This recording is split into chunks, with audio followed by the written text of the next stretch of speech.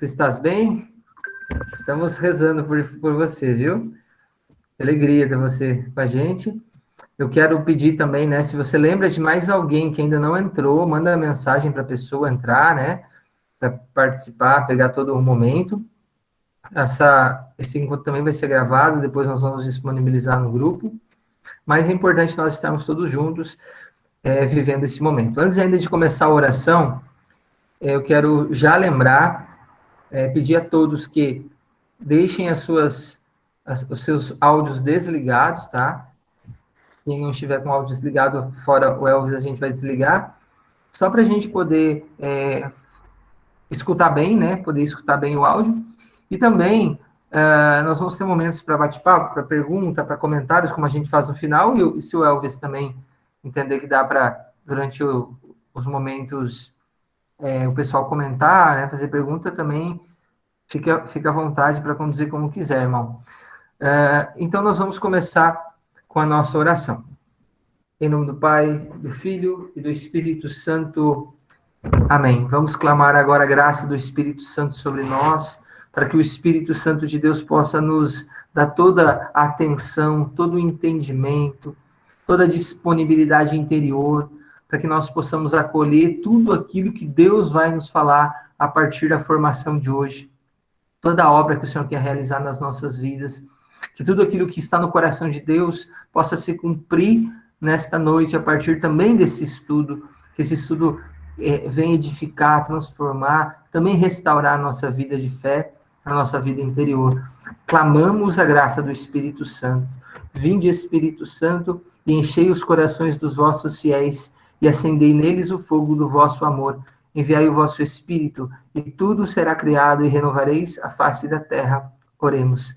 Deus, que instruíste os corações dos vossos fiéis com a luz do Espírito Santo, fazei que apreciemos retamente todas as coisas, segundo o mesmo Espírito, e gozemos sempre da sua consolação. Por Cristo, Senhor nosso. Amém. Quero pedir também à Virgem Maria, Santa Mãe de Deus, que ela possa interceder por nós, mas sobretudo pela vida do Elvis nesse momento, que ele possa estar cheio do Espírito Santo, e que ele possa ser voz de Deus na nossa vida hoje, que Nossa Senhora interceda, que Nossa Senhora nos acompanhe nesse estudo, e que tudo, pelas mãos dela, possa ocorrer de bem, de graça, de vontade de Deus na nossa vida. Ave Maria, cheia de graça, o Senhor é convosco. Bendita sois vós entre as mulheres, e bendito é o fruto do vosso ventre, Jesus. Santa Maria, Mãe de Deus, rogai por nós, pecadores, agora e na hora de nossa morte. Amém. Glória ao Pai, ao Filho e ao Espírito Santo, como era no princípio, agora e sempre. Amém. Nós permanecemos esse estudo em oração, né? Então, ao final, nós encerramos com o sinal da cruz e permanecemos todo esse momento em oração. Elvis, meu irmão, seja muito, muito, muito bem-vindo. Que alegria ter você conosco. Quero agradecer imensamente, né, a tua disponibilidade. Eu estou pronto, sim, né? Eu convidei o Elvis, logo ele já aceitou. A gente fica muito honrado pelo teu coração aberto, pela disponibilidade de estar conosco. Diocese de Caxias do Sul, aqui no Rio Grande do Sul, muito frio, viu? A gente te acolhe com muito amor. Depois tu vai te apresentar, dizer aí, né, a tua cidade, onde que tu é. Eu não sei se está frio como está aqui, mas aqui está muito frio. E eu quero pedir a todos que quem puder ficar com a câmera aberta, facilita, né? Facilita para o Elvis poder interagir, né? É bem melhor quando as pessoas estão com a câmera aberta. Amém? Obrigado, irmão. Seja bem-vindo e é contigo. Ô, Vinícius, muito obrigado pela acolhida. Me sinalize depois, por gentileza, quanto tempo, mais ou menos, né? Para poder, se não me empolgo, falo muito e a gente vai ficar aqui até meia-noite. Olha, agradeço muito o convite e, assim, a alegria é dupla, porque estou vendo a Bia aqui também conosco, né, minha irmã muito querida. Quando você fez o convite, eu vi assim, Diocese da Beatriz, que maravilha! E agora ela também está aqui. Então, que maravilha, agradeço, né, já compartilho aqui a alegria de estar com cada irmão, cada irmã aqui. E eu estou no extremo oposto de vocês, né, estou vendo todos lindos, muito chiques, agasalhados, uma coisa muito elegante. E eu venho aqui do nosso frio de Fortaleza, no Ceará. Essa semana, esses dias, está bem quente, né? Está bastante quente. Tivemos uma chuvinha já há alguns dias, mas agora já foi. Está bastante quente. Então, estou aí no extremo oposto. Eu me chamo Elvis Rodrigues, né? Como disse, falo aqui de Fortaleza, no Ceará. Atualmente eu sirvo o Senhor na Renovação Carismática, compondo o Núcleo Nacional do Ministério de Pregação e também coordenando o Conselho Editorial, que é vinculado à Comissão de Formação. Então, eu estou ladeado por 2 chefes maravilhosos, numa ponta o Leandro e na outra a Bea com a Comissão de Formação. Queridos irmãos e irmãs, o tema de hoje, né, nós vamos continuar partilhando, seguindo nesse estudo. Claro, então, primeiro de tudo, não falo como biblista, não sou teólogo, né, minha formação é em filosofia, né, fiz um mestrado na área, tem alguns livros publicados, acho que até alguns vocês devem conhecer, o mais conhecido talvez seja o Líder Carismático, e algumas traduções, Palavras de Maria, Como Pregar, e assim por diante. Mas, então, de pronto, não falo como biblista, mas talvez um irmão na fé, né, um formador, mas, ao mesmo tempo, acho que isso é interessante, porque ao não me posicionar, né, como teólogo, como biblista, tudo que faço e falo é como pregador. Então, quando estudamos a Sagrada Escritura, num momento como esse, por exemplo, de maneira aprofundada, de maneira mais exegética até, no fundo não é para ficar ali, naquele estudo. Ah, tá aí, Vinícius, obrigado pelo carinho, é isso mesmo, líder carismático. Mas é para transformar tudo isso que nós estudamos, meditamos, refletimos, aquele sofrimento do conhecimento, né? O conhecimento é uma dor de um parto, digamos assim. Essa dor do conhecimento, mas transformar numa leveza, numa beleza, no anúncio, lá na ponta, no grupo de oração. Então, no fundo, enquanto os exegetas, teólogos, fazem a pergunta, o quê? Eu imagino, né, me permita que a minha interpretação, nós pregadores dizemos o como, ou como eu gosto de brincar, o e daí, ou seja, os biblistas falam aquilo, mas e daí? O que isso tem a ver na minha vida? O que isso impacta o meu cotidiano? Como o evangelho, como a palavra de Deus, ela impacta e transforma a minha realidade, né? E me transforma no trabalho, na faculdade, no grupo de oração, e assim por diante. Então, eles perguntam o quê? E é bom que nós saibamos, claro, né, para poder pregar melhor, mas no fundo, os pregadores, nós falamos o como, o e daí, ou seja, o que isso tem a ver no nosso cotidiano. Então, é buscando esse daí que eu vou de vez em quando talvez fazer uma outra exegese, mas sempre buscar aplicar para o nosso ministério de pregação e na pregação do grupo. Ainda nessa fase inicial, eu estou enrolando demais, né? Eu queria agradecer vocês ficarem com a câmera ligada, porque eu vou abrir meu coração. Eu sinto uma grande dificuldade nesse online, quando, por exemplo, não ligam as câmeras. Eu gosto de interagir, de ver as pessoas. Quando estamos no presencial, você consegue ver, né? Se alguém faz assim, você consegue ali perceber a reação da assembleia. Então, quando a gente transpõe para o online, nós temos outros desafios. No presencial, bate um vento, o roteiro cai, nós trememos, né, dá problema no microfone. Aqui, a câmera que treme, é a câmera desligada, é o enquadramento, que nem sempre dá certo, é a luz. Mas quando eu consigo ver vocês, quando interagem no chat, fiquem muito à vontade, isso ajuda a aproximar e diminuir essa distância, tá bom? Então, fiquem muito à vontade para essa partilha. Então, vamos lá. O tema que o Vinícius pediu para a gente partilhar é falar sobre os conflitos na comunidade primitiva, na comunidade dos Atos dos Apóstolos. Agora, claro, não tem como falar ou chegar nos conflitos sem entrar no pensamento e no coração de Lucas e o que ele entendia por uma comunidade cristã primitiva. Aliás, esse tema, né, de comunidade e o fato de ser 12, ou seja, a apostolicidade em Lucas, é fundamental para a gente entender o seu pensamento, a sua narrativa e a sua confecção de Atos. Então, já no começo de Atos dos Apóstolos, você vê, né, nós percebemos uma preocupação em Lucas, um interesse em destacar a dimensão da comunhão na vida da igreja nascente. E mais do que isso, a comunhão e a concórdia na experiência da igreja que ali está nascendo. Então, você vai ver uma preocupação muito grande, tanto que mais ao longo do livro de Atos, ele dedica pelo menos 4 capítulos para demonstrar a estrutura da comunidade de Atos. Então, há uma preocupação fundamental em Lucas, em mostrar que aqueles cristãos não é um grupo qualquer, porque haviam, claro, né, vários grupos, seitas, tendências judaicas, litúrgicas e assim, espirituais, assim por diante, mas ali não é uma comunidade qualquer. Então, é essa diferença. O que diferencia aquele grupo que Lucas ele vai a todo instante querer fazer marcações. Tanto que essas marcações, alguns chamam, né, os especialistas, chamam de sumários. Se você fazia uma leitura mais acurada de Lucas, ele é mestre da narrativa, né? Assim, eu sou apaixonado. Você vê que ele conta uma história como ninguém, ele narra uma história como ninguém. Tanto que alguns comparam ele, por exemplo, como a Ilíada, né? Homero e assim por diante, porque ele conta uma história como ninguém.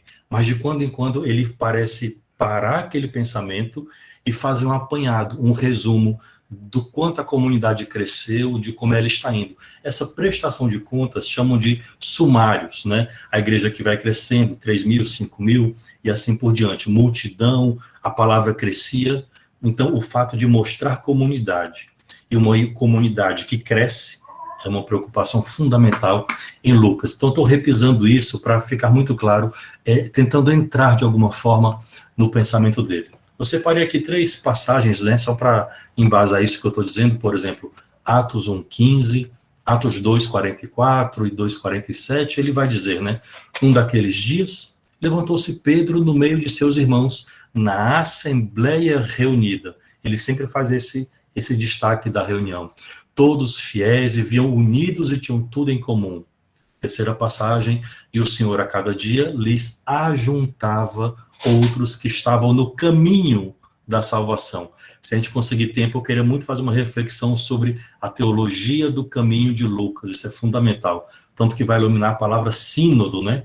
Caminhar juntos. Então, até quando Lucas ele fala em caminho, dá essa noção de comunidade. Ninguém caminha só, né? É o sínodo, é caminhar junto, né? Sínodos, caminhamos juntos. Então, a teologia do caminho em Lucas é muito linda. Então, veja que quando o Lucas ele faz esse desenho inicial da estrutura da comunidade, do grupo dos 12, e depois os discípulos, e o fato de ser 120 é muito interessante, porque numa conta rápida você já percebe que 120 vai dar mais ou menos 10 para cada apóstolo pastorear, né? Esse grupo de 10, esse pequeno grupo que cada um é responsável por tomar conta, ajuda a cuidar da comunidade e espalhar a comunidade. Aliás, ao preparar essa formação, achei muito interessante que alguns relatos, né, de alguns estudiosos dizem que esse número 120, para a cultura da época, era justamente uma espécie de número necessário para serem considerados no Sinédrio um grupo oficial que tivesse voz, que tivesse vez para falar na igreja, né, vamos dizer assim, no Sinédrio. Então, o fato de ser 120, Lucas ele faz esse destaque, além de ser 10 para cada apóstolo, né, mostrando aqui a apostolicidade, o fato de ser 120 era uma demonstração de uma comunidade estruturada, como esse número mínimo, vamos dizer assim, para fazer parte estruturada dentro do Sinédrio. É o número mínimo de membros, vamos dizer assim. Então, Lucas ele vai sempre repisar comunidade e ser 12. Eu nem preciso, então, falar da eleição de Matias. Gente, se eu falar muito rápido, podem falar aí no chat, tá? Às vezes eu me empolgo. Também já peço escusas aqui por não estar usando slides, né? Ainda sinto um pouco de dificuldade no online, porque no Meet, quando você exibe, a gente não vê, né? Tem que fazer uma gambiarra aí para isso, então eu vou falando. Depois, se quiser, eu envio o meu roteiro, o material que precisar, tá bom? O ritmo tá bom, tá cansativo, tô falando muito rápido? Tá bom. Então, o fato de ser 12, né, além de ser comunidade, ser 12, para Lucas é muito importante, tanto para poder mostrar a transmissão da fé, a apostolicidade. Então, você sabe que a nossa revelação da fé, né, para a tradição católica, é o magistério, tradução, né, Sagrada Escritura. Então, a sagrada tradição, o tradere, o transmitir a fé, para Lucas isso é fundamental. Então, por isso que ele vai fazer um destaque, por exemplo, na eleição de Matias, para que se mantenha o colégio, o corpo dos 12, para mostrar que a fé da igreja primitiva está ancorada na fé dos apóstolos. Aliás, essa expressão, a igreja, ela repete ao longo dos séculos, na sua tradição bimilenar, de que a nossa fé é a fé dos apóstolos. Então, isso já está muito claro, já na narrativa, no escrito de Lucas. Então, Já no capítulo 1, por exemplo, nós vemos que já há uma comunidade estruturada, de se reunir nos horários, né, periodicamente. Mas Lucas, ele faz algo muito belo. Ele já começa destacando esse aspecto comunitário e situa a comunidade cristã entre a Ascensão e entre o Pentecostes. Olha que coisa linda. Porque embora no capítulo 1 já haja alguma estrutura comunitária, não se faz comunidade, permita aqui a expressão, de escritório, não se faz comunidade da minha cabeça, não se faz comunidade pelas próprias forças. Ainda que no capítulo 1 houvesse um embrião de reunião comunitária, faltava um elemento para aquele grupo virasse comunidade. Faltava o Espírito Santo, que aí nós vamos, claro, ver em Pentecostes, Atos 2. Então, a vida comunitária, ela vai, de fato, nascer, florescer e dar fruto quando vem, né, o episódio, o acontecimento do Pentecostes. Então, Lucas, ele muito sabiamente coloca a comunidade entre a Ascensão e entre o Pentecostes. Então, isso já é uma lição para a gente. Nos nossos grupos de oração, na pastoral, nos movimentos, nós podemos nos organizar das mais variadas maneiras, e hoje não é difícil percorrer esse caminho. Eu fico imaginando, por exemplo, os nossos pioneiros que nos precederam, sejam os fundadores de comunidades novas, que ninguém sabia o que era a teologia do carisma, né? Carisma de fundação, ou mesmo na renovação com os grupos, né? Que não sabia a estrutura de um grupo, era as surpresas do Espírito, como fala o Papa Francisco. Hoje é fácil, entre aspas, criar uma comunidade, pega ali um grupo, faz o estatuto, pede para o bispo reconhecer. Hoje é fácil fazer um grupo de oração, vai na paróquia, fala com o padre, se reúne dia tal, tem um começo, meio e fim, em nome do Pai, louvor inicial, pregação, oração. Quando eu quero radicalizar, eu faço a oração depois da pregação, muda a ordem. Então, assim, intelectualmente, racionalmente, é fácil fazer grupo, né? Fácil fazer reunião de pessoas, mas nada disso produz fruto se não houver a vinda, né? A vida comunitária não procede sem a vinda do Espírito Santo. Então, essa fotografia que Lucas ele coloca é fundamental já de início para a gente. Até podemos criar uma organização, mas sem o Espírito Santo, ela não vai longe. E mesmo com a vinda do Espírito Santo, mesmo com o toque do Espírito Santo, mesmo essa comunidade, porque somos humanos, estamos sempre propensos aos nossos limites, ao teste das nossas limitações e fraquezas. E são essas fraquezas que a gente vai abordar um pouquinho hoje. Então, Lucas, em Atos 2, 42 a 47, ele faz essa fotografia. Então, eu queria ler essa passagem, embora seja um pouco grande, mas eu queria ler ela inteira, que eu acho que ela vai direcionar todo o a nossa reflexão de hoje, porque é o retrato. Aqui eu estou entregando minha idade, né? O retrato, ninguém fala mais isso. Quantas poses. É uma fotografia, um panorama que Lucas ele faz da comunidade primitiva cristã. Texto já muito conhecido nosso. Perseveraram eles na doutrina dos apóstolos, na reunião em comum, na fração do pão, nas orações. De todos eles se apoderou o temor, pois pelos apóstolos foram feitos também muitos prodígios e milagres em Jerusalém, e o temor estava em todos os corações. Todos os fiéis viviam unidos e tinham tudo em comum. Vendiam suas propriedades e seus bens e dividiam-nos por todos, segundo a necessidade de cada um. Unidos de coração, frequentavam o templo, partiam pão nas casas e tomavam a comida com alegria e singeleza de coração, louvando a Deus e cativando a simpatia de todo o povo. E o Senhor a cada dia lhes ajuntava outros que estavam a caminho da salvação. Então, esse texto de Lucas, ele resume muito bem o que chamamos de comunidade ideal, o panorama como ele enxergava e como ele queria transmitir ao mundo a comunidade. Então, é nessa descrição, por exemplo, da primeira comunidade, que muitos cristãos, que muitos católicos ao longo da história, da tradição bimilenar da igreja, se inspiraram para o seu modelo de vida. Os mosteiros, congregações, institutos religiosos, comunidades, grupos de oração, sempre nós retornamos a essa fonte como inspiração para viver a nossa vida comunitária. Então, no fundo, olhar esse panorama de Lucas é olhar para as origens, é um retrato das origens, é um retrato de uma comunidade. No fundo, ler esse texto, meditar esse texto, é como se nós fizéssemos aquelas perguntas existenciais. Quando olhamos para esse texto, é nos perguntar o que nós somos. Esse é o retrato de quem nós podemos ser. Esse é o retrato, é o panorama da nossa origem. E para onde vamos? Esse é o desenho daquilo que nós poderemos ser. Então, aquelas perguntas existenciais, né? Quem eu sou, de onde eu vim, para onde eu vou. A pergunta existencial da vida comunitária está desenhada, né? E iluminada nesse texto de Lucas. Outro elemento interessante, que por isso era a nossa inspiração, foi a chegar nos conflitos, tá? Eu estou aqui desenhando, né, preparando o terreno para chegar no conflito, porque é interessante, Bera, porque parece que a gente gosta mais da treta, né? Adoramos o problema. Mas essas tretas, né, apostólicas, elas sempre vão ser solucionadas, mas só são possibilitadas a solução porque essa estrutura que Lucas nos dá, ela é possibilitada. Ou seja, a vida comunitária, já adianto aqui, ela não é naturalmente perfeita, mas tudo se resolveu nos textos de Atos porque a comunidade tinha uma base sólida que propicia esse espaço de resolução de conflito. Então, eu estou aqui desenhando a comunidade, talvez até repetindo um ponto ou outro do que vocês tenham visto, para chegar nos problemas, nos conflitos, e por que eles puderam ser solucionados. Então, eu acho interessante dessas bases.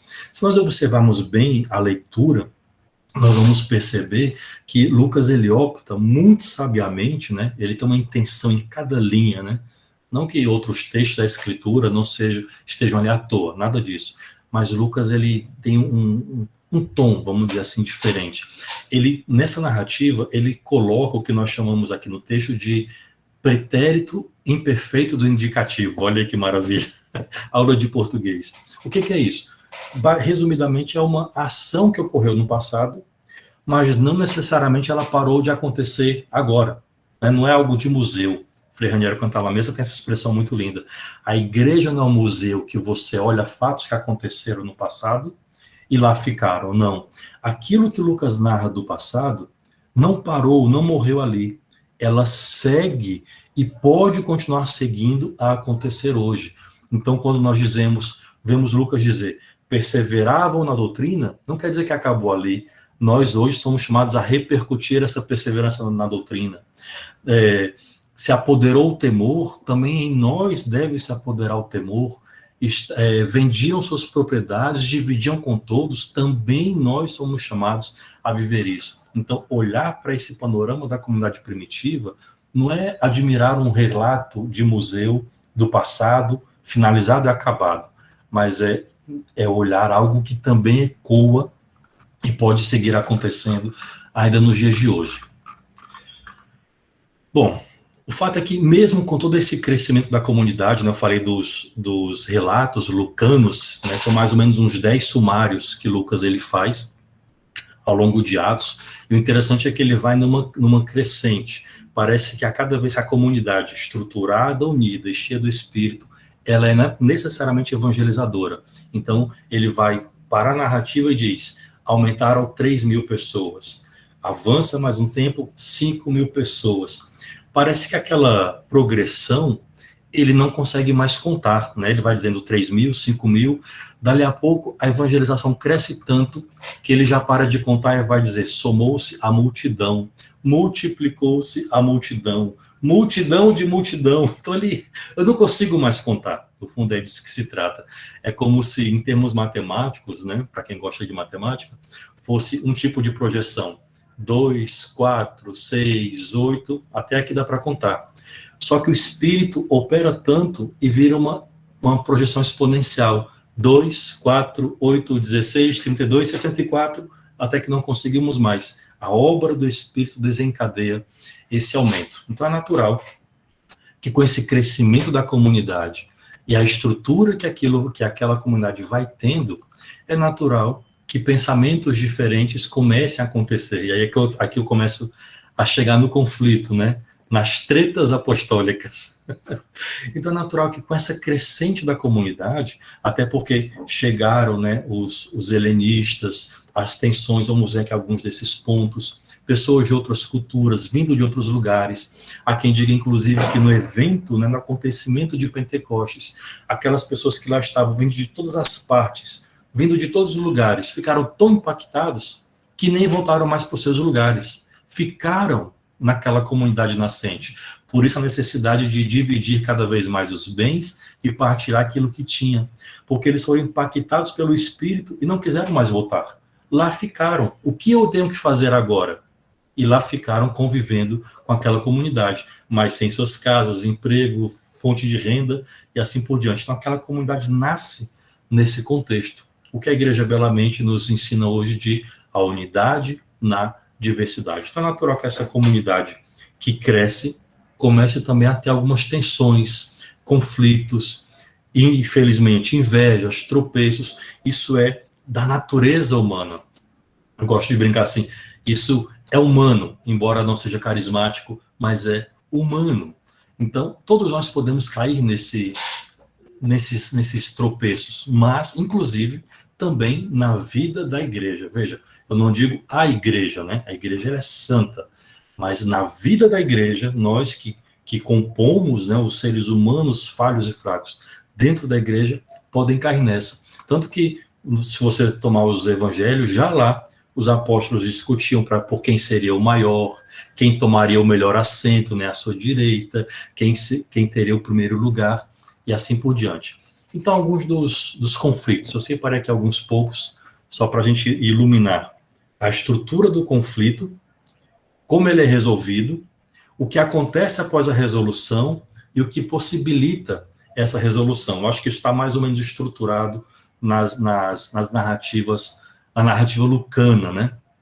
Então, por exemplo, esse murmúrio, né, essa discussão dos helenistas, aqueles os helenos, né, gregos convertidos, que ficaram naquela comunidade nascente. Então, Atos 6, 1 a 7, para quem quiser anotar o texto, Atos 6, de 1 a 7, esse foi um dos primeiros conflitos ali, já naquela fase inicial da igreja de Jerusalém nascente. Basicamente, nós ficamos ali com dois grupos, os hebreus, né, os judeus de origem, a quem era, né, primariamente a palavra, o anúncio, e os convertidos, os helenistas, né, os convertidos. E aí começou, então, uma divergência, uma diferença, pelo menos, na forma de vivência comunitária, porque cada um, claro, carrega e vem a sua bagagem cultural. Aqui eu quero fazer um parêntese. A igreja nunca desconsiderou esse fato, aliás, ela amadurece ao longo da sua história. Se nós tomarmos, por exemplo, os documentos bíblicos, documentos pontifícios que falam da Sagrada Escritura e de evangelização, sempre vai nos ensinar os santos padres e o magistério de que há uma ligação íntima, inseparável entre evangelização e cultura. Olha que belo. Então, a nossa evangelização deve entrar na cultura. Aí você sabe que o melhor exemplo é aquele de São Paulo, né? A esse Deus desconhecido que eu vou anunciar. Se aproveita da cultura para anunciar o Senhor. Então, houve aqui um primeiro embate, vamos dizer assim, né? Já naquela igreja estruturada entre os hebreus, né, os judeus e os helenistas. Então, tinha uma diferença de cultura, de mentalidade, de língua, né? Diferença linguística, de idioma, inclusive do conteúdo do anúncio. Olha como é interessante. O modo de dizer Deus é diferente a partir da experiência que cada uma das pessoas tem. Isso é uma lição para nós hoje. Uma lição para nós hoje. A minha experiência de Deus, a minha, a sua, da Inês, da Janete, da Delcila, né? A nossa experiência de Deus vai impactar muito em como nós o anunciamos. O meu dizer Deus vai depender em alguma medida da minha experiência que eu tenho com ele. Então, se eu tenho, por exemplo, uma catequese mal feita, uma imagem de Deus deturpada, um Deus meramente carrasco, conta pecados, né, um supervisor, um Deus que impõe medo, o meu anúncio vai ser conforme essa minha experiência. Se a minha experiência é no outro extremo, de um Deus, permita dizer, relaxado, né, light, uma fé que tudo permite, que, né, eu vou de um extremo ao outro, eu também vou fazer um anúncio nessa medida. Então, aqui nós já vemos essas lições na comunidade primitiva. As diferenças do conteúdo do anúncio também vai a partir da cosmovisão, do quadro teórico, da experiência que essas pessoas têm. O fato é que a comunidade cresceu, os helenistas começam a entrar também no serviço cotidiano, teve aquela querela, né, das viúvas que não eram valorizadas, e assim por diante. Mas, veja, comunidade estruturada, cresce, tem algum conflito. Mas esse conflito ele é resolvido. E quando o conflito é resolvido, aí o que acontece? Quando encontram a solução, a comunidade volta a crescer. Por questão de tempo, eu não vou ler aqui o texto todo, mas você pode depois orar com esse texto em casa, Atos 6, de 1 a 7. Então, tem a comunidade estruturada, nascente, que evangeliza, que serve, que tem, inclusive, promoção humana, justiça social. Esse é um outro tema que eu queria falar, se der tempo. Mas nessa comunidade há conflitos, mas por ter uma base sólida do Espírito agindo, de comunidade de pessoas que têm a boa vontade de se amar, ao ser resolvido o conflito, a comunidade volta a crescer. Lembrando que quando falamos em voltar a crescer, o Papa Bento XVI nos ensina isso, a igreja não busca um proselitismo, mas ao mesmo tempo é natural que uma comunidade estruturada e na vivência do Espírito, ela atraia. A igreja não cresce, como o Papa Bento XVI diz, né? A igreja cresce por atração. Essa atração que é quando mostramos a beleza da nossa fé. Porta Fidei, número 6. A beleza e a força da nossa fé. Então, o conflito aconteceu, mas porque tinha algo subjacente que lhe amparava para ser resolvido, e boa vontade e a ação do Espírito, quando se encontra a solução, a comunidade volta a crescer. Um outro conflito interessante também eu separei aqui, Atos 11, de 1 a 18. O texto é um pouco maior, também não vou ler. Mas aqui é um outro conflito também que se inaugura, né? Um conflito interno dentro da igreja sobre a prática missionária, né? São Pedro é curioso, né? Tem horas que ele aceita, depois tem horas que ele é mais rígido. Por exemplo, a princípio, para ele o anúncio evangélico, o anúncio do Senhor de Jesus era para aquele grupo primeiro apostólico, que conviveram de fato com o Senhor. Só com Paulo que ele vai ampliar a visão, inclusive ampliar o terreno, né, o campo de ação.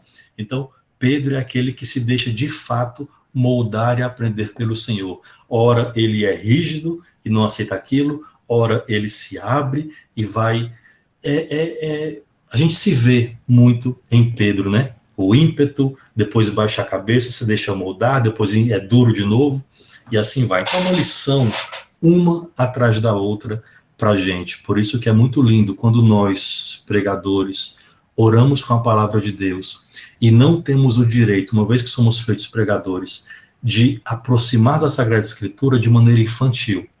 Nós precisamos interpelar, perguntar, inquirir e se deixar também ser interpelado por ela, uma leitura madura. Porque a minha leitura e a sua, uma vez que nós somos constituídos pregadores, anunciadores da palavra de Deus, a leitura não é mais só para mim, é em perspectiva do anúncio. A minha vida de oração não é mais só para mim, é na ótica do anúncio. Então eu não tenho direito de ter uma leitura rasa, eu não tenho direito de ter uma leitura qualquer, e muito menos de ter uma oração qualquer. Claro que não estou dizendo para a gente ser exegeta, biblista e dar apenas uma aula, não é disso que se trata, mas a nossa aproximação de Deus na oração. E a aproximação na Sagrada Escritura não diz respeito mais somente a nós. Sinto muito dizer isso.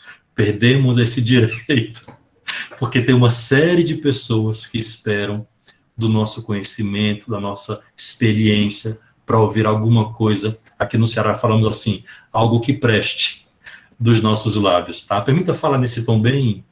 Eu estou muito em casa, né? Então falo muito de uma linguagem familiar, tá? Então, algo que valha a pena ser escutado e vivido, porque também podemos ter um outro extremo, de falar algo tão longe, tão distante, tão alto, e quem está ouvindo fala, ok, mas o que eu faço com isso? Com meu filho que está na droga, estamos endividados, em conflitos, em dramas, em doença, o mistério da morte, o mistério da dor, o que eu faço com isso? Então não temos o direito de nos aproximar da Escritura e da oração somente para nós. O fato é que esse Pedro, né, tão contraditório, tão humano como nós, ele inaugura um outro nível da vida missionária, da vida evangélica, evangelizadora, a partir de um conflito, né? E se você tomar o texto anterior, né, vai ser lá a querela de Cornélio, até que ele acolhe o primeiro pagão, vamos dizer assim, né, o primeiro gentil no ciclo, né, que também o anúncio também é para os gentios, o anúncio é também para os pagãos. E o interessante é que a diferença do primeiro exemplo, a solução aqui não foi de um consenso, vamos dizer, né, mas foi de uma pessoa que tem autoridade para resolver aquilo. Então, nesse consenso que vem de um discurso de Pedro, aliás, é interessante porque é outra seção, né, do Atos dos Apóstolos, a seção dos discursos, e boa parte dos discursos são provocados, é algum problema que acontece, vem Pedro, né, ou Paulo, quando, né, da metade para frente, para resolver aquela questão.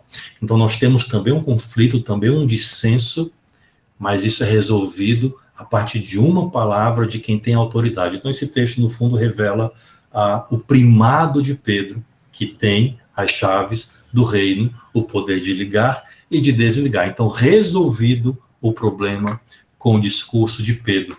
E aí, a história da igreja avança, os séculos avançam, e nós geramos, inclusive, um dito muito belo na igreja, né? Roma locuta causa finita est. Roma falou, assunto encerrado. Pedro falou, assunto encerrado. Aqui está o nascedouro disso. Tinha a querela, tinha um problema, um quer, outro não quer, e agora? Pedro se levanta, fala, e a harmonia retorna. Aqui não fala explicitamente que depois da querela resolvida, a igreja cresceu, né, como acaba sendo uma tendência. Mas é natural de se compreender que com a harmonia resolvida, volta-se à atividade missionária e evangelizadora. Um outro exemplo muito semelhante a essa querela também é o texto muito conhecido nosso, o Concílio de Jerusalém, Atos 15, de 1 a 35, então é uma perícope bem mais extensa, Atos 15, de 1 a 35, se houve ali uma discussão se tinha condições, né, se impunha-se nos neoconvertidos condições para acolher os gentios, né? Então esse texto é conhecido como o Concílio de Jerusalém. E aí, eu falo para os meus irmãos homens, temos que agradecer muito a Pedro, mas muito. Eu já gostava de São Pedro, mas ao ler Atos 15, cada vez que eu leio, eu agradeço muito a ele, porque tirou a obrigatoriedade da circuncisão. Imagina, da circuncisão para os neoconvertidos, porque era aquela querela.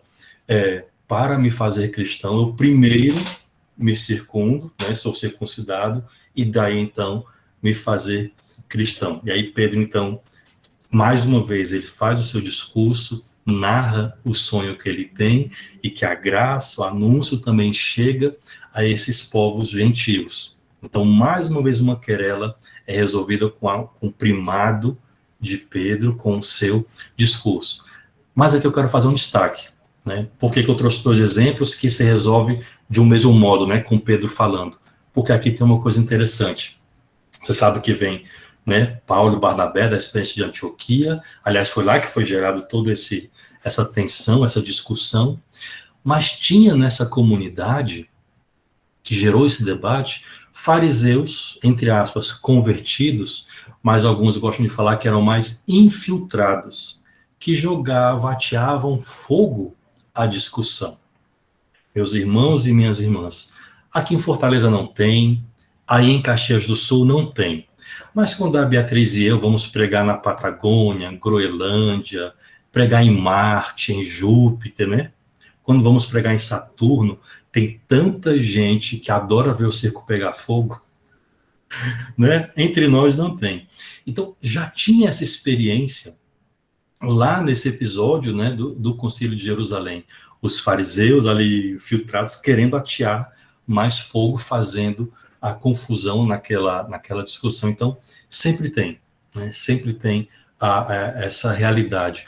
E é com essa diversidade, com essa divergência, muitas vezes, de pensamento e mesmo com algumas pessoas que chegam com essa má intenção, ou má vontade, ou má fé, o que seja, essa Patagônia, Zé. Então, sempre tem esse grupo. Então, isso é uma lição para nós, que já no episódio do Concílio de Jerusalém, tinha essas pessoas mais difíceis que adoram ver o circo pegar fogo, fala bem no nosso jargão, como também ainda hoje.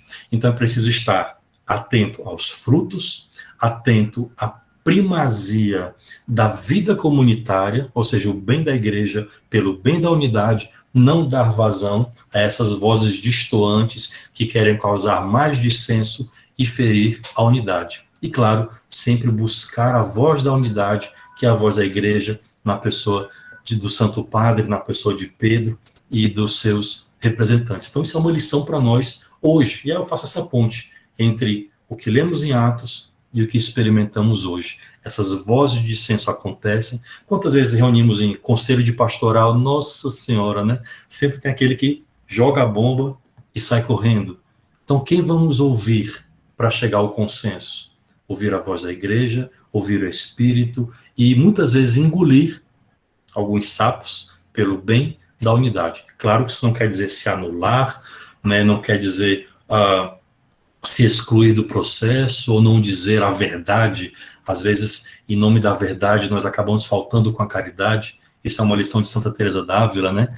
A verdade sempre, mas a verdade com caridade. Então, essa é uma grande lição para nós. Então, aqui agradecemos a Pedro, que mais uma vez resolve a querela e nos livrou da circuncisão. Gente, isso posto, né, só coloquei aqui alguns pontos, alguns conflitos, para mostrar o seguinte: ainda que Lucas ele narre esses episódios, ele sempre vai como que colocar um manto por cima, não é panos quentes, né, ele coloca um manto por cima, que é o que deve sobrelevar, é o manto da unidade. Isso, inclusive, deixou para Lucas a ideia de que ele é ingênuo, né? Alguns autores, exegetas, estudiosos dizem, Lucas é ingênuo, será que como é que ele faz aquela narrativa que eu li no começo, né? Tinha tudo em comum, partilhava seus bens, não tinha nada necessitado. Como é que mesmo com essas tensões que o próprio Lucas escreve, como é que ele descreve uma comunidade tão aparentemente perfeita e utópica? Lucas é ingênuo, né?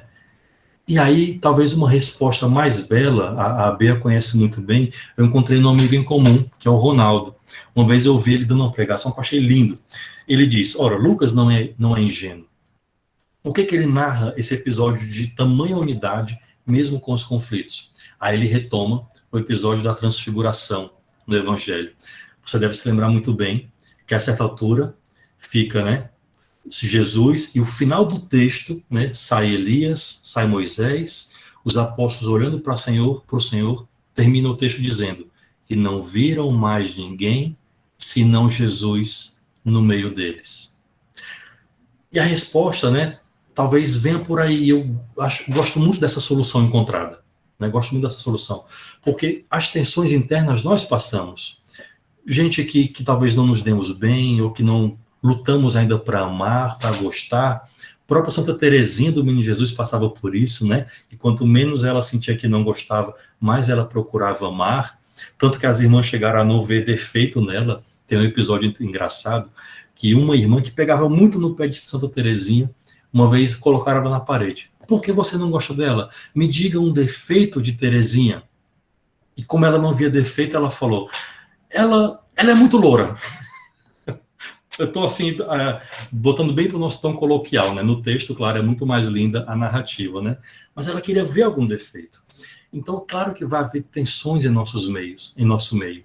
Mas se temos a boa vontade de mudar, de crescer na unidade e deixar que o Espírito nos molde, nossas diferenças serão transfiguradas. E o mundo lá fora, ao olhar para nós, não verão ninguém mais, senão Jesus no nosso meio. Então, Lucas, ele não é ingênuo, mas ele retrata, né, mesmo com o pecado original da ferida na comunidade, né, que é Ananias e Safira, né, o pecado originário da quebra da unidade, mesmo com essas realidades, Lucas, ele mostra o ideal daquilo que nós podemos ser, ou seja, a santidade da igreja, a santidade da eclesia, a santidade da comunidade, ela não impede a existência dos nossos pecados internos. Ao mesmo tempo, os nossos pecados internos não ofuscam, não obscurecem a santidade da igreja. Tá claro, gente, isso? Isso é a beleza da vida comunitária, da eclesia, da igreja e do Espírito que nela age. A santidade da igreja não impede o pecado dos seus membros, mas o pecado dos seus membros não apaga e não para a santidade da igreja, não é eclipsada por ela. Por isso que o mundo lá fora, se nós queremos realmente viver assim, vai poder exclamar como Tertuliano, vede como se amam. Então isso é uma mostra, esse panorama que Lucas traça, é uma mostra daquilo que nós podemos ser. É aquilo para o que a igreja nasceu. É aquilo que é típico da igreja. É um modelo de ser igreja.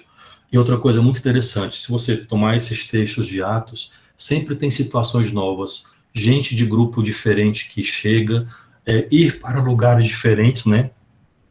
Jerusalém, Samaria, Judéia, até os confins do mundo, que para aquele tempo era Roma, então literalmente eles cumpriram todo o ciclo, né, que nosso Senhor mandou, então eles estavam abertos às novidades, mesmo que com a novidade venham os conflitos, né, venham as tensões. A igreja nunca parou de se abrir ao novo e atualizar a mensagem do Evangelho, mesmo com o risco de que com esse novo, com gente nova, com novas abordagens, tivessem desconfianças, conflitos, tensões, mas sempre assistida pelo Espírito, isso vai sendo sanado e a palavra vai crescendo.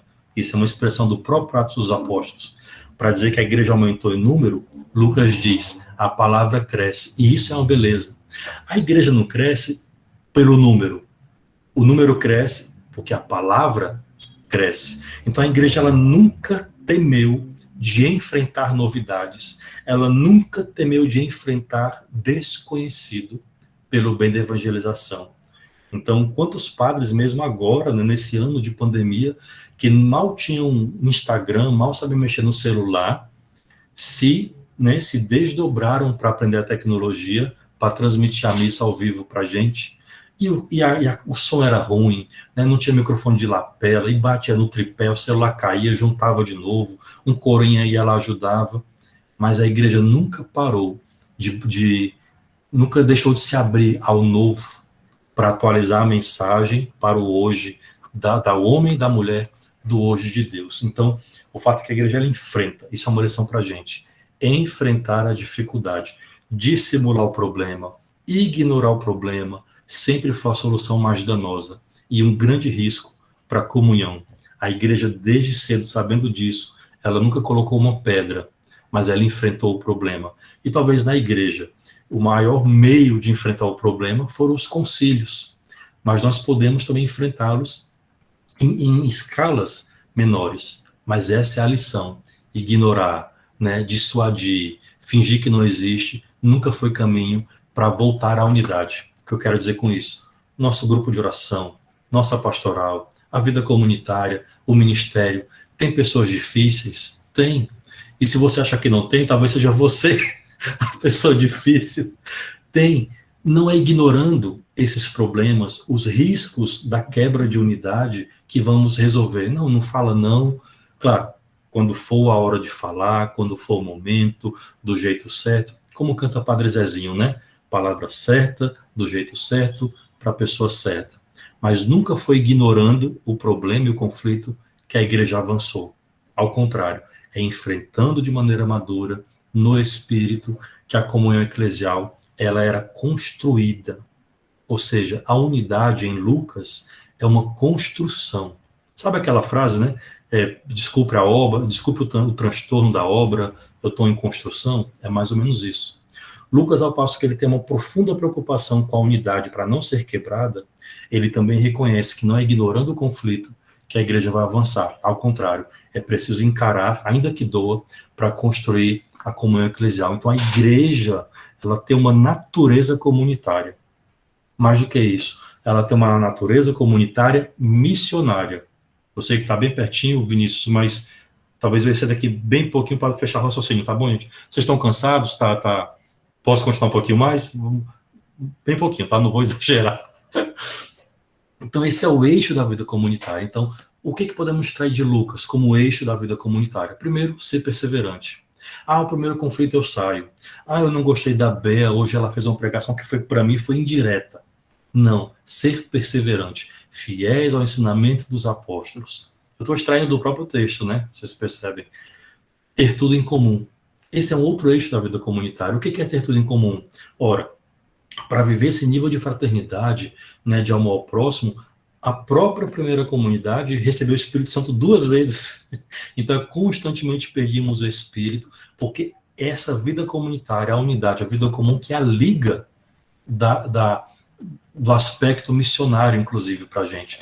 Então, o amor fraterno, a koinonia, é o que vai nos dar força e, claro, com a graça do Espírito, para caminharmos na mesma fé. Então, ter em comum, partilhar do tempo, partilhar dos bens, partilhar da vida, né, uma palavra, uma oração, a vida partilhada, ela é fundamental, ela é que é a liga da vida comunitária e sempre, claro, com o Espírito. E o próprio Espírito Santo, né? Tanto que Atos dos Apóstolos é chamado Atos do Espírito. Acho muito lindo essas outras nomenclaturas, né? Atos do Espírito Santo, alguns chamam quinto evangelho. Eu acho muito linda essa expressão, o quinto evangelho. Claro, não é canonicamente, mas por que quinto evangelho? Porque todo o livro de Atos, ele é querigma. Aliás, esse foi um tema de outra formação para outro lugar, que eu acho lindo. O querigma em Atos dos Apóstolos. Todo Atos, ele é querigma. Tanto é que ele é chamado por alguns de quinto evangelho. Assim como também algumas palavras de Maria, ao longo do evangelho, quando recolhidas, chamam de quinto evangelho. Tamanho tesouro das palavras que ali se encontram. Então, é o Espírito Santo que proporciona essa vida comunitária. Deixa eu dizer aqui, eu gosto desse exemplo. A vida comunitária é um saco de gato. Imagina só, você vai para aquela feira, tipo Ceasa, tem aqueles sacos de batata enormes, né? Imagina um sacolão daqueles. Junta um monte de gato, coloca dentro. O que vai acontecer? Aquela confusão, né? Aquela confusão de gato. Mas a vida comunitária é um saco de gato com o Espírito Santo dentro. Então não nos iludamos. A vida comunitária, né, tem dificuldades, tem tensões, tem conflitos. Mas se eu permito que o Espírito Santo entre nesse saco de gato, que é próprio do relacionamento humano, ele vai aparando as nossas unhas, a nossa língua, né, nos acomodando à posição para poder conviver melhor uns com os outros. Então, por que na primeira tensão eu saio desse saco de gato, em vez de pedir mais Espírito Santo para esse saco de gato, e esse saco de gato virar comunidade? Claro que você entendeu essa linguagem simbólica, né? Fraca, né? A Bia me conhece, meus exemplos são fracos, são bobos, mas eu acho que ilustra bem, né? Vivemos num saco de gato, mas não saia dele. Ao contrário, peço ao Espírito Santo ao Senhor. Hoje eu feri, apara a minha unha. Senhor, apara a minha língua. Senhor, me ajuda a acomodar, né? Eu não posso, minha unha está grande, mas eu não quero arranhar. Então só deixa eu ficar aqui de ladinho, para pelo menos não fazer mal a ninguém. Então é um saco de gato com o Espírito Santo dentro, para ir nos amoldando. Doutrina dos apóstolos. Esse saco de gato só vai virar comunidade se nós entendemos o que os apóstolos nos ensinaram, ou seja, se a nossa fé estiver ancorada na fé dos apóstolos. O que isso quer dizer? Uma comunidade que persevera na doutrina dos apóstolos, é uma comunidade que se protege, é uma comunidade que se forma, é uma comunidade que se educa, é uma comunidade que se corrige, inclusive, né? A caridade, a correção fraterna, onde se aprofunda o querigma, para que outros ventos lá de fora, ideias, ideologias, conversinhas, não nos roubem. Como infelizmente temos visto muito, né? Seja no virtual ou no presencial. Renovação é coisa do passado, a onda agora é essa corrente aqui, e não sei o que, tem espaço para todo mundo na igreja. A igreja é um jardim com várias flores, não é de uma flor só, entende? Então, os nossos jovens, ou mesmo os mais de caminhada, se não está bem formado na doutrina, é mesmo, né? A renovação é uma heresia. É mesmo, né? A renovação está errado, o negócio de dom. Então, uma comunidade que não se protege, que não se educa, que não se forma, e inclusive que não se corrige, pode perder seus membros por outros ventos de outras doutrinas. E o que é mais triste, inclusive dentro da própria igreja católica, né, de movimentos que não se bicam. Então, isso que significa, entre outras palavras, perseverar na doutrina dos apóstolos. Reunião em comum, né, partilhar do bem, do tempo, do conhecimento, da fé, né, da força uns dos outros. Fração do pão é autoexplicativo, né, a Eucaristia, a comunhão, e participar junto da vida de oração, aquele momento que nós temos, né, guardados ao longo da semana, enfim, já era uma prática, a liturgia das horas, vamos dizer assim, primitiva. E aí um tema que Lucas ele destaca muito, que toda essa vida comunitária, ela é ladeada, ou ela é cimentada por uma vida de amizade. E não é uma amizade qualquer, né? Não precisa ser amigo, no sentido corrente que temos hoje. Mas o que é o amigo no sentido de Lucas? Ele está aqui impregnado pela influência grega, né?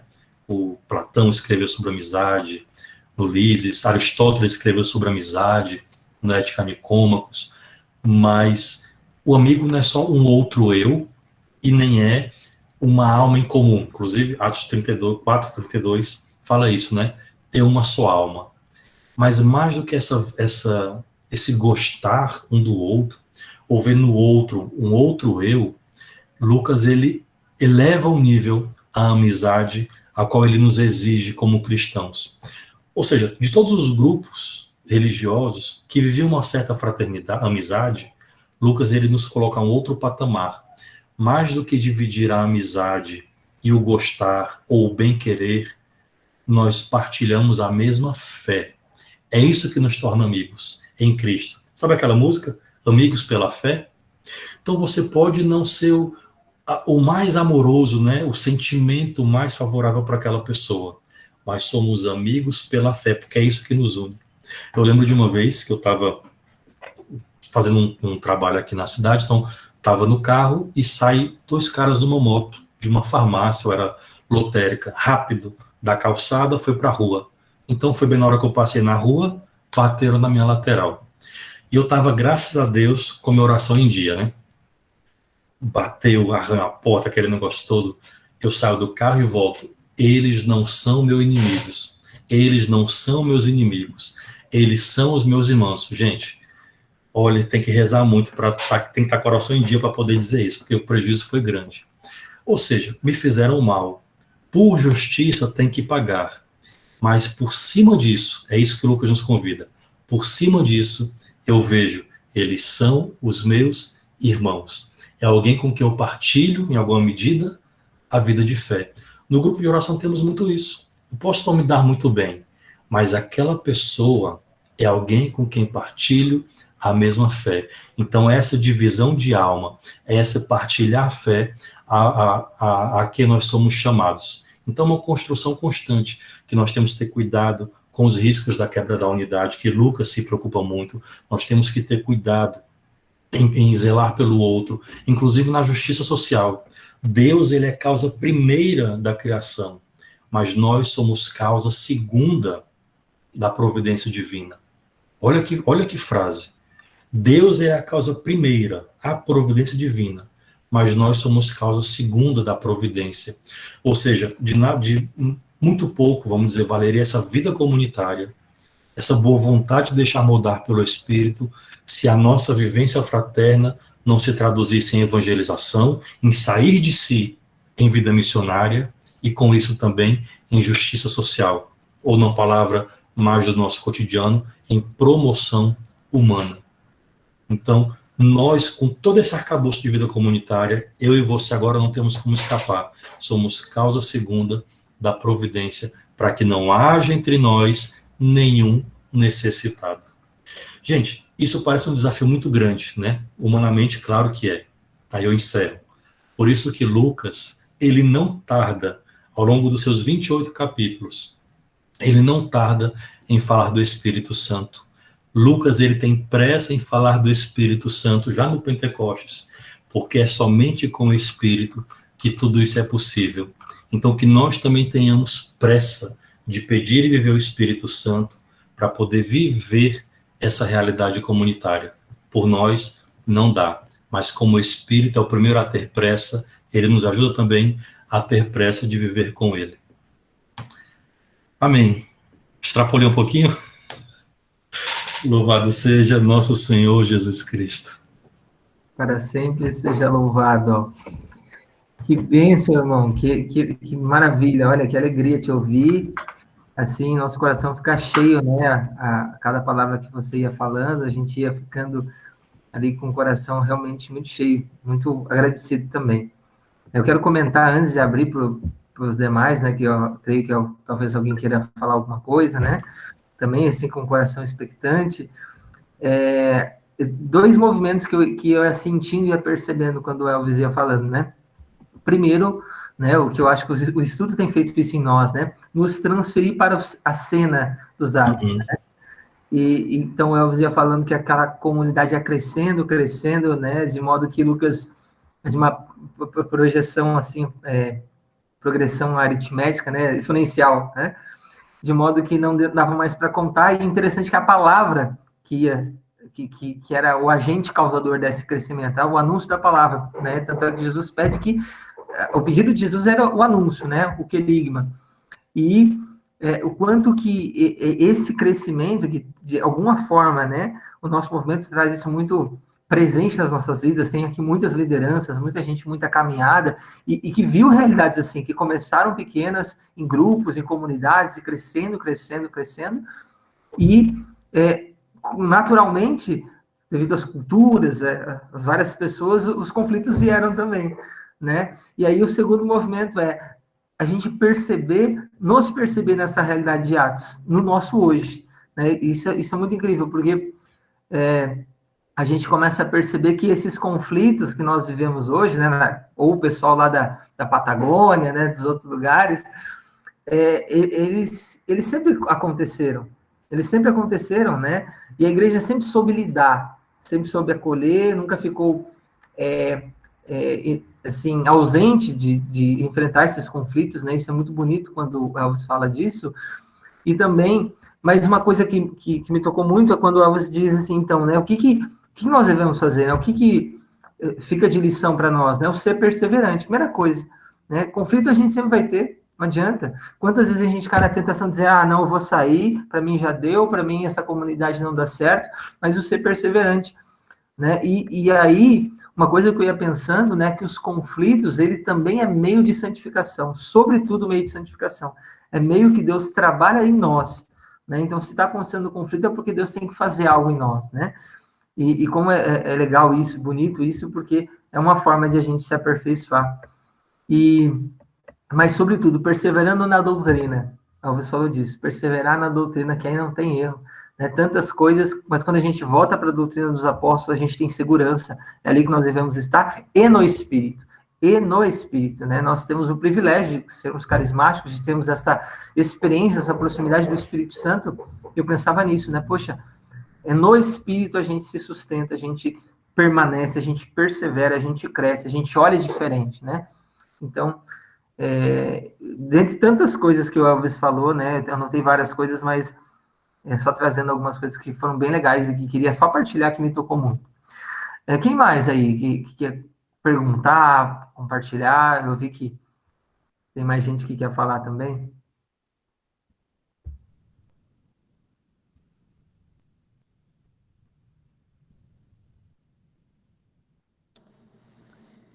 Achei muito oportuno esse tema exatamente neste momento em que ele está nos sendo apresentado, onde nós recém passamos por um Pentecostes e onde, né, nós ficamos à espera em Jerusalém, como falou Jesus, né, nos colocamos ali no cenáculo com os apóstolos em oração, ali o recebemos dentro da nossa igreja juntos, né, e agora você vem falando de conflitos. Que coisa importante, como a relevância do Espírito Santo, como Deus é sábio nos oportunizar de ouvir tudo isso neste momento, né? Muitos de nós passamos por diversas experiências dentro desse campo, né? E ver assim que realmente não tem outra coisa melhor e mais oportuna do que realmente, né, nos deixarmos tocar, deixarmos assim, nos detivermos, buscarmos o Espírito Santo, sempre como primeira referência. Muito obrigada, Elvis. Muito, muito claro, muito bom, muito, muito sólido, muito simples, muito para a gente. Muito obrigada.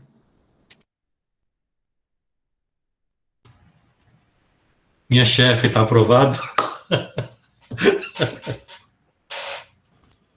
Elvis, querido, nunca me canso de ouvir você falar. Você tem uma sabedoria que vai assim ao fundo da alma, né? Não é só porque você é filósofo, que você tem uma vida de oração profunda, né?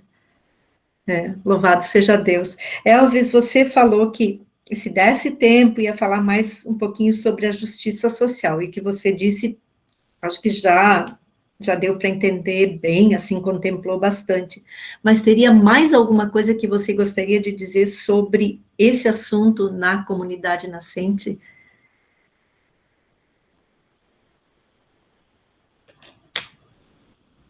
Estava mudo aqui.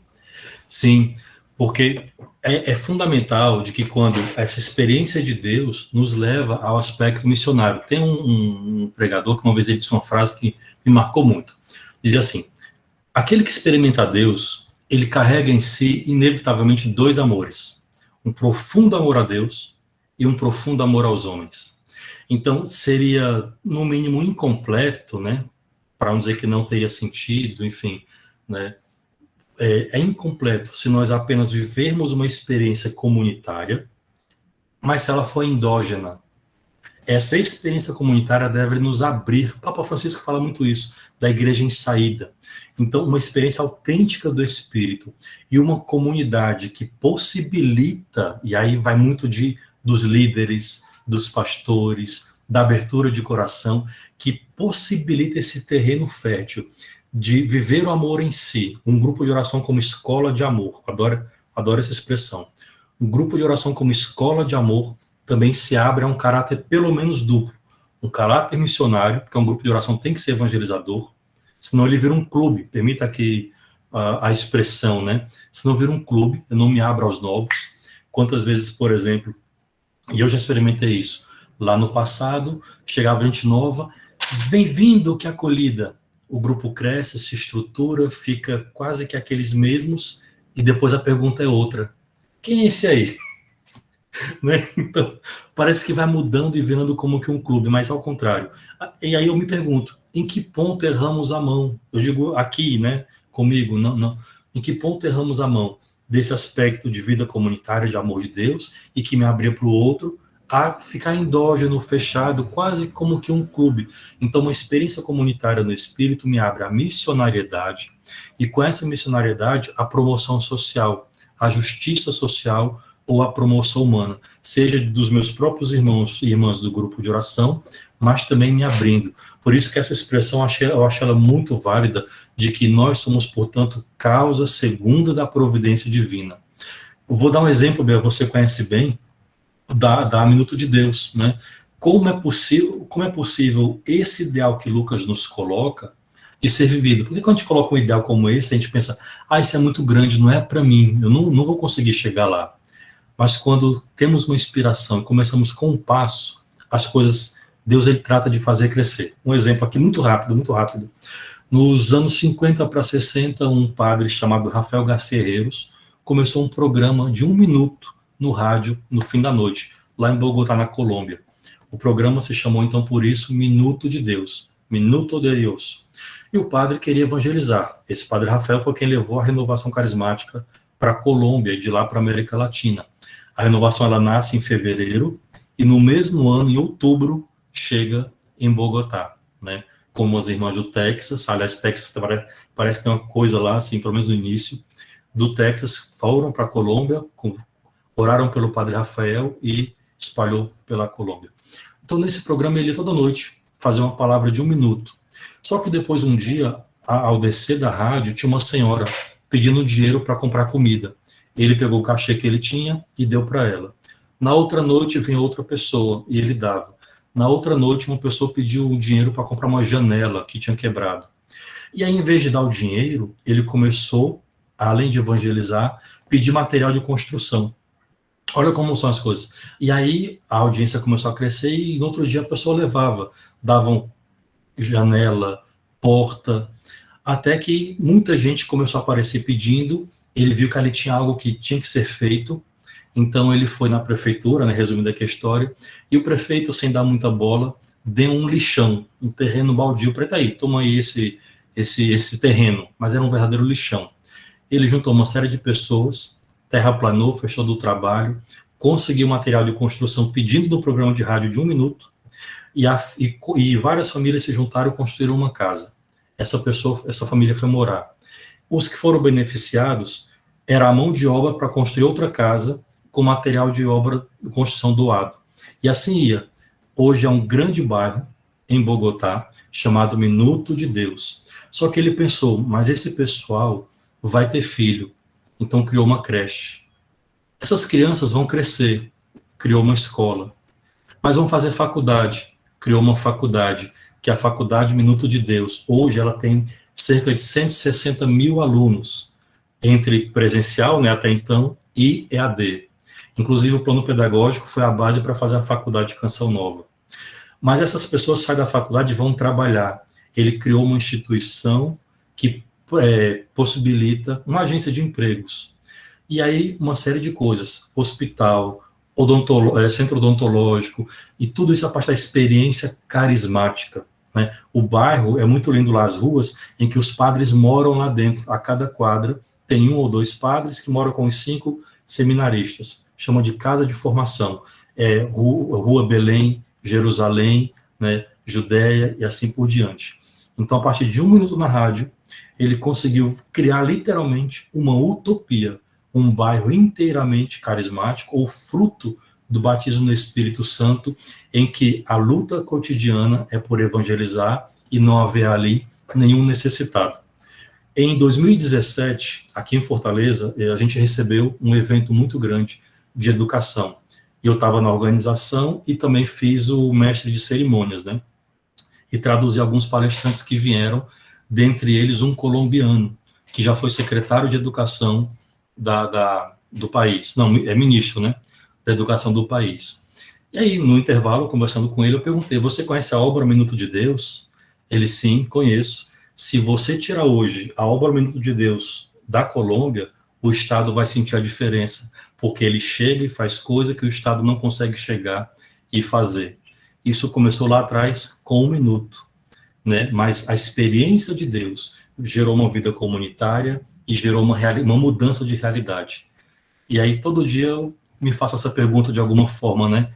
Qual é o meu minuto? Qual é o nosso minuto? Que a gente pode começar por ele. Isso só Deus sabe o que pode desencadear. Mas o fato é que uma coisa não separa-se da outra. Experiência de Deus e a promoção humana.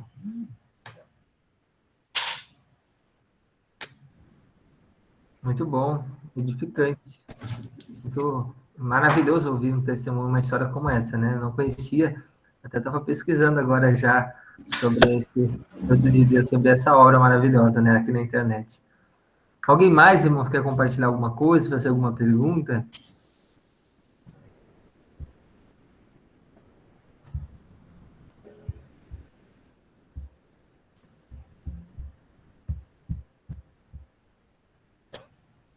Creio que não, né? Então tá bom. Quero mais uma vez agradecer a você, Elvis, como eu disse, pela disponibilidade, pelo carinho, né? E ó, como o Dani escreveu, é muito ungido, né? Agradecendo. Quem quiser escrever também no chat, pode escrever ali, né? Porque a Dalva também tinha colocado que o ensino foi muito claro e objetivo. Então, muito obrigado pela disposição, pelo carinho para conosco. E agradecer a todos também por terem participado em mais um encontro. Nós temos mais alguns ainda, né? Vamos ter formadores muito especiais nas próximas edições, né? Dentre elas, já vou aqui dar um spoiler, né? A Bea também, entre outros, que vão vir também. Então, vai ser encontros maravilhosos, né? Então, continuem conosco, vai ser muito bom. Daqui a 15 dias tem mais. Para encerrar, gostaria de então, louvar a Deus, bendizer pela esta graça, por este momento de formação. louvar e bendizer o Senhor pela vida do Elvis também, pela sua família, por todo o estudo, toda a missão, tudo aquilo que ele nos trouxe, que partilhou. Louvar ao Senhor por nós também podermos ter essa experiência de conhecimento, pelos nossos grupos de oração, por tudo aquilo que o Senhor está fazendo nas nossas vidas. Bendito seja, Senhor, nós te damos graças, te glorificamos, te agradecemos e te engrandecemos nesta noite. E rezamos juntos. Glória ao Pai, ao Filho e ao Espírito Santo, como era no princípio, agora e sempre. Amém. Que o Senhor nos abençoe. Em nome do Pai, do Filho e do Espírito Santo. Amém. Olha, tem alguns outros testemunhos aqui. Bênção.